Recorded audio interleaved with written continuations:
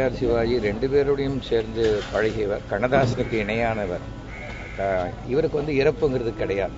அவருடைய பாடல்கள் இருக்கும் வரை, அந்த தொலைக்காட்சிகள் இருக்கும் வரை, ஒலிப்பேழை இருக்கும் வரை இவருக்கு இறப்பு கிடையாது. அதாவது வந்து அவரோட பாடல்கள் மூலமாக நம்மளை வந்து சிந்திக்க வச்சிருக்கிறாரு, சிரிக்க வச்சிருக்காரு, அழ வச்சிருக்காரு. அது மட்டும் இல்லாமல் இளைஞர்கள் எத்தனை பேர் வந்தாலும், கவிஞர்களாக இருக்கட்டும், நடிகர்களாக இருக்கட்டும், ஃபோன் பண்ணி பாராட்டக்கூடிய ஒரு நல்ல உள்ளம் படைத்தவர் ஐயா கவிஞர் வாலி அவர்கள், நடிகர் திலகம் அவர்கள், மக்கள் திலகம் அவர்கள், கவியரசு கண்ணதாசன், கவிஞர் வாலி போன்றவர்கள் நம்ம திரையுலகம் இருக்கிற வரைக்கும் நம்ம கூட தான் வாழ்ந்து கொண்டு இருப்பார்கள். என்னுடைய படத்துக்கு கிட்டத்தட்ட ஒரு 100 பாடல்கள் எழுதியிருப்பார். 100 பாடல்கள் என்னுடைய படத்துங்கள்ல எழுதியிருப்பார். அவரை மட்டும் பார்க்கல, அவரை உட்காந்து அந்த ரூம்லேயும் போய் பார்த்துட்டு வந்தேன். மறுபடியும் அந்த ரூமுக்கு எங்கே வரப்போகிறோம். ரொம்ப கஷ்டமான விஷயம், யாராலுமே மறக்க முடியாது. இத்தனை தலைமுறைகளை கடந்தும் இன்றைய தலைமுறை இருக்கக்கூடிய யாராக இருந்தாலும் சரி, தட்டி கொடுத்து அவர்களை உற்சாகப்படுத்தி அவங்களுடைய வளர்ச்சியில் தானும் சந்தோஷப்படக்கூடிய ஒரு நல்ல ஆத்மா. அவர் வந்து பிரிஞ்சிருக்காருன்றது ரொம்ப துயரத்துக்கு உண்டான விஷயம்.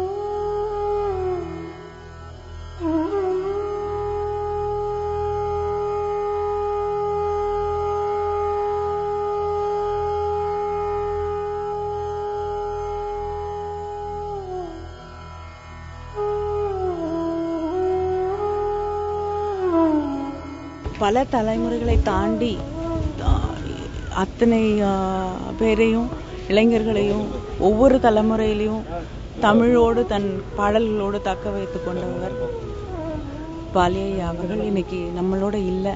அது நமக்கும், தமிழ் திரையுலகத்திற்கும், தமிழுக்கும், அத்தனை பேருக்கும் பெரிய இழப்பு, ஈடு செய்ய முடியாத இழப்பு.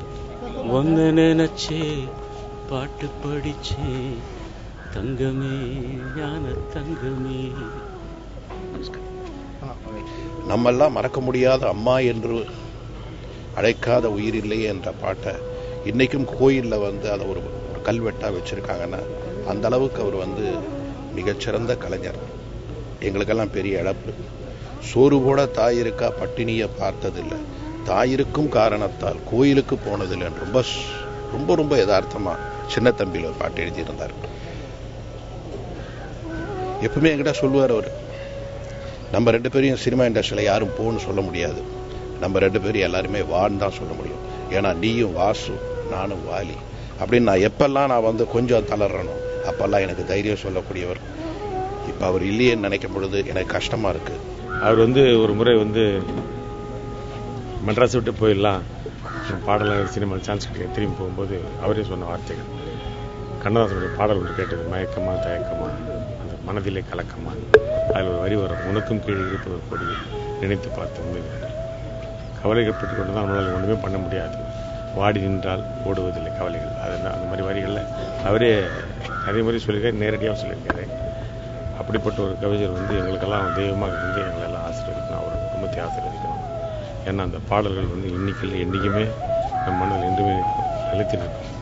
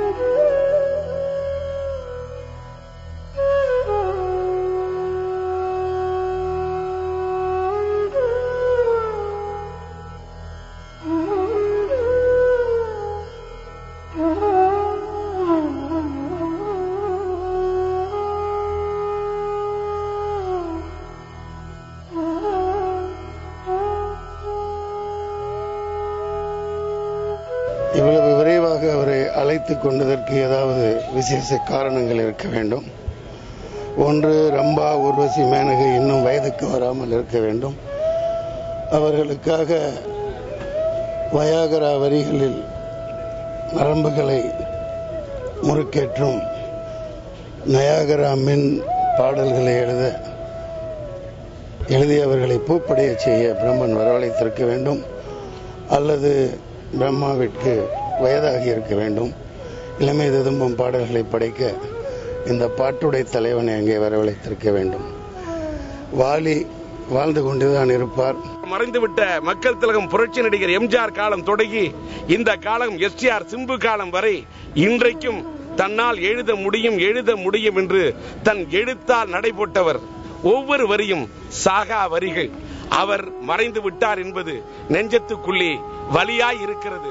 ஆனால் அவர் எழுதி வைத்த வரிகள் அத்தனையும் வைர வரியாய் இதயத்தில் இருக்கின்றது. அவருடைய ஆத்மா சாந்தி அடைய அவருடைய இல்லத்தை சார்ந்தவர்களுக்கு என்னுடைய ஆறுதலை தெரிவித்துக் கொள்கின்றேன். முதல் முறையா, அதாவது ஒரு அரசாங்கத்தையோ வேற எதுவும் சாராம ஒரு கலை உலகத்தை சேர்ந்த ஒரு தலைவரா அவர் இயலிசை நாடக மன்றத்தில் ரொம்ப நல்ல முறையில், ரொம்ப சிறப்பான முறையில் அவர் பணியாற்றி இருக்காரு. நிச்சயமாக அவருடைய சினிமானுடைய பங்கோ இல்லை அவருடைய மற்ற பொது இதுலேயோ இல்லை வாலிக்கண்ட இதுன்னு எழுதினார், அதுவும் எல்லாமே மறக்க முடியாதது. இந்த கலை உலகத்துக்கும் சரி, மற்ற ரசிகர்களுக்கும் சரி, அவருடைய குடும்பத்தாருக்கும் எல்லாருக்குமே என்னுடைய ஆழ்ந்த வருத்தத்தை நான் தெரிவிச்சுக்கிறேன். எனக்கும் மனசு ரொம்ப பாதிச்சிருத்து. நேற்று கேட்டதுலேருந்து நாங்கள்லாம் ஒன்றா பழகி இவ்வளோ வருஷங்கள் இருந்துட்டு இன்னைக்கு ஒவ்வொருத்தராக பிரியும் போது ரொம்ப மனசு கஷ்டமாக இருக்கு. என்னுடைய ஆழ்ந்த வருத்தத்தை தெரிவிச்சுக்கிறேன்.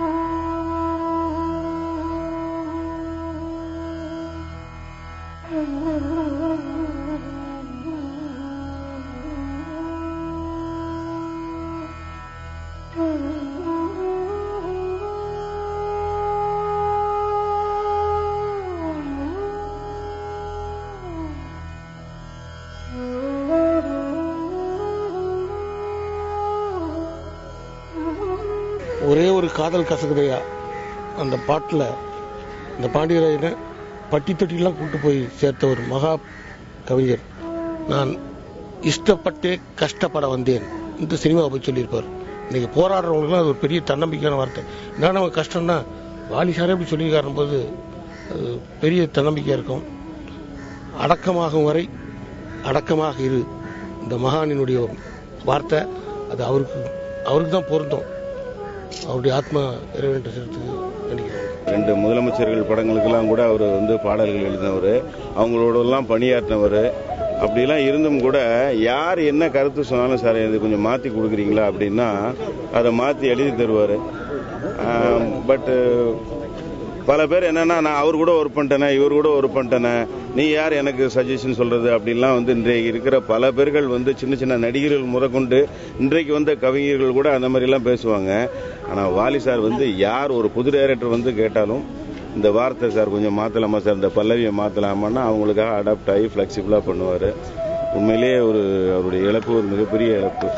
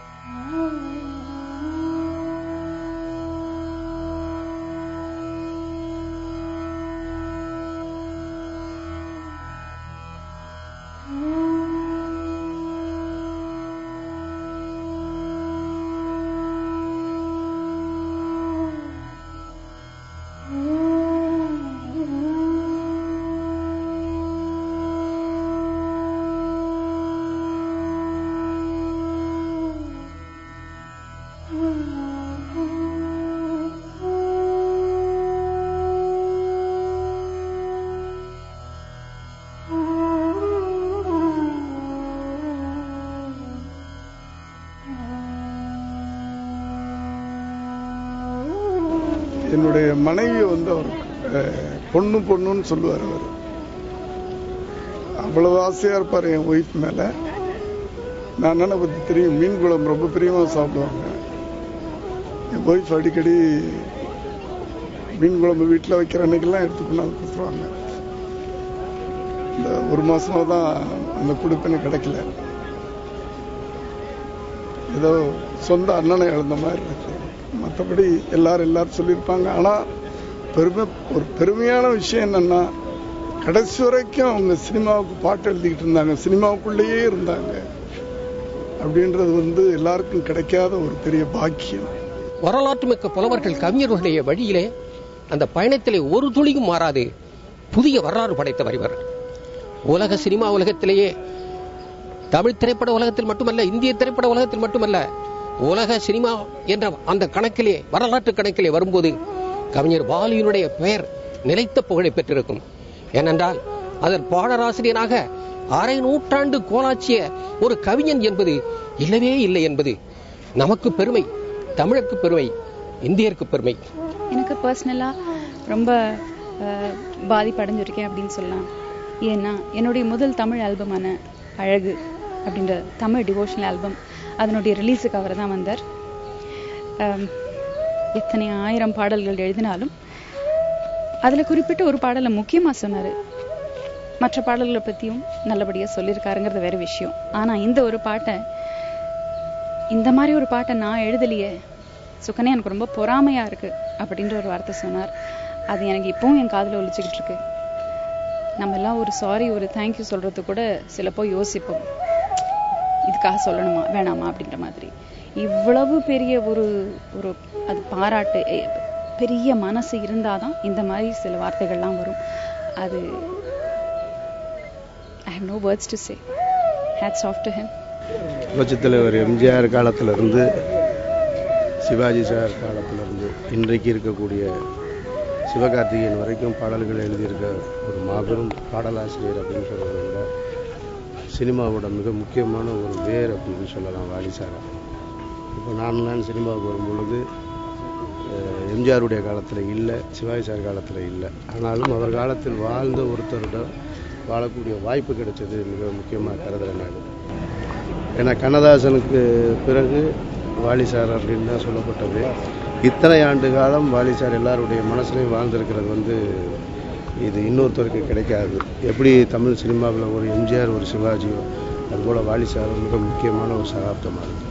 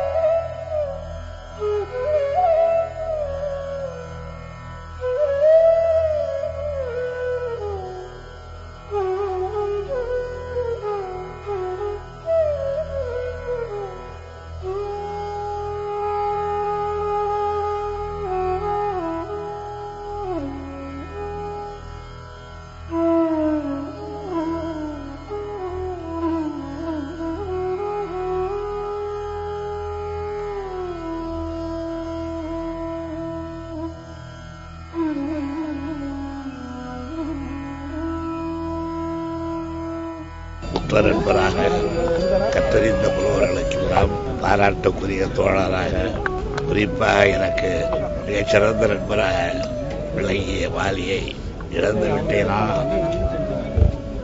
என்ற கேள்விக்குறி என் உள்ளத்தை துளைத்துக் கொண்டிருக்கிறது. வாலியின் புகழ் வாழும் எனக்குமே அவனுடைய ஆழ்ந்த இரங்கலை கவிஞர் மாலி மறைந்து விட்டார் என்று நினைக்கிறவர்கள் வருத்தப்படுங்கள். உலகமெங்கும் நிறைந்து விட்டார் என்று கருதுகிறவர்கள் நம்புகிறவர்கள் அதற்காக மகிழ்ச்சி அடையுங்கள். நீ இருக்கும் அரங்கமெல்லாம் திருவரங்கம் ஆகட்டும் என்றோ உன்றன் தாய் இருந்து தவம் செய்து திருவரங்கம் தனில் உன்னை ஈன்றெடுத்தாள் என்று நான் எழுதி அனுப்பினேன். அதை படித்துவிட்டு கண்ணீர் மல்க என்னுடைய ஜென்மம் கடைத்தேறிவிட்டது என்றார். அவர் மகிழ்ச்சி அடைந்ததனாலே என்னுடைய ஜென்மமும் கடைத்தேறிவிட்டதாக நான் நம்புகிறேன். என்னோடு உயிருக்கு உயிராக இருந்த என்னுடைய நண்பன் புற வடிவத்திலே இல்லை என்பதை தவிர அகவடியுமாக நீண்ட காலம் யுகங்களை கடந்து வாழ்வான் என்கிற நம்பிக்கையோடு அவனுக்கு என்னுடைய கண்ணீர் துளிகளை காணிக்கையாக்கிவிட்டு விடைபெறுகிறேன். நன்றி, வணக்கம்.